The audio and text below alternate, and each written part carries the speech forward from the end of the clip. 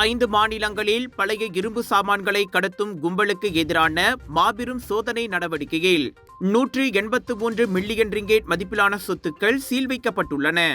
3 பங்களா வீடுகள், pent house ஆடம்பர குடியிருப்பு, கடை தொகுதி, நிலங்கள், செம்பனை தோட்டம், சொகுசு கார்கள், ஆடம்பர கைகடிகாரங்கள் உள்ளிட்டவை அவற்றில் அடங்கும். இது தவிர சுமார் 51 மில்லியன் ரிங்கேட் மதிப்பிலான 45 நிறுவன வங்கிக் கணக்குகள் மற்றும் 82 தனிநபர் வங்கிக் கணக்குகள் முடக்கப்பட்டுள்ளன.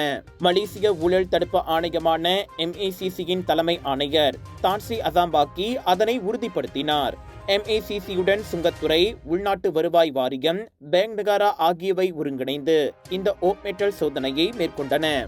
இவ்வேளையில் நேற்றைய சோதனைகளில் கிடைத்த தகவல்களின் அடிப்படையில் இன்று பினாங்கு, கடா, ஜொஹோர் மற்றும் கில்லான் பள்ளத்தாக்கில் 13 புதிய இடங்களை குறிவைத்து சோதனைகள் நடத்தப்பட்டன. இந்நிலையில் இந்த பழைய இரும்பு சாமான் கடத்தல் கும்பலுக்கு உடந்தையாக இருந்த அனைத்து தரப்பையும் தமது தரப்பு அடையாளம் கண்டு வருவதாக அசாம்பாக்கி கூறினார்.